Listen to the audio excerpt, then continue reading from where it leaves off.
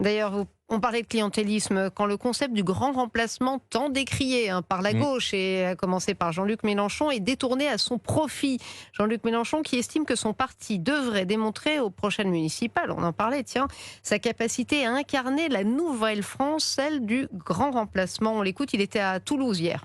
Nous avons besoin d'élections municipales qui puissent être une démonstration du niveau de conscience politique du peuple français dans sa diversité, de la capacité de nos listes à incarner la nouvelle France, celle du grand remplacement, celle de la génération qui remplace l'autre parce que c'est comme ça depuis la nuit des temps et que c'est pas parce qu'il y a 10 dingues dans un coin qui tout d'un coup ont peur d'être remplacés par leurs enfants que nous devons partager leur peur. 10 dingues. Bon, il y en a déjà 3 dans le studio. Vous avez peur d'être grand remplacé, Victor Hérault?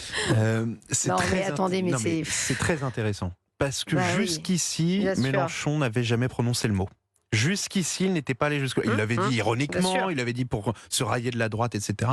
Là, il le dit très sérieusement. Alors, il se rattrape tout de suite et vous verrez que lorsqu'on l'attaquera là-dessus, il dira « Mais non, mais je parlais des grands remplacements des générations. C'est une génération qui remplace l'autre, etc. » Il embraye là-dessus. Parce qu'il sait comme ça qu'il se cache un petit peu. Mais avant, il parlait de créolisation, il parlait de métissage, il parlait de fusion entre deux cultures ou deux ethnies pour en créer une troisième qui soit métissée. Là, il parle bien de remplacement, ce qui n'a rien à voir. Je ne suis pas certain que tout le monde à gauche puisse voir ça d'un bon oeil, même au sein de la France Insoumise. Je veux vous dire, lorsqu'on a vu des nouvelles figures de la France Insoumise ne jurer que par le racialisme et dire il faudrait que les figures de la France Insoumise soient en fait représentatives des ethnies qui composent, à laquelle on s'adresse, je pense à Daniel Obono qui traitait la fête de l'humanité de gauche blanche et qui disait qu'il faudrait changer ces visages-là. Je parle de Rima Hassan qui disait devant Mathilde Panot qu'il fallait que les nouvelles figures de la France Insoumise ressemblent davantage aux racisés, puisque c'est comme ça qu'il est dit. Rima Hassan qui parle aussi de racisme d'État alors qu'elle a été naturalisée en France en 2010 je pense et qu'il y en a, et ici. ça a toujours, là où Jean-Luc Mélenchon a raison aussi, c'est qu'il y a toujours quelque chose de vrai lorsqu'il y a des révolutionnaires, c'est que les révolutionnaires se font toujours manger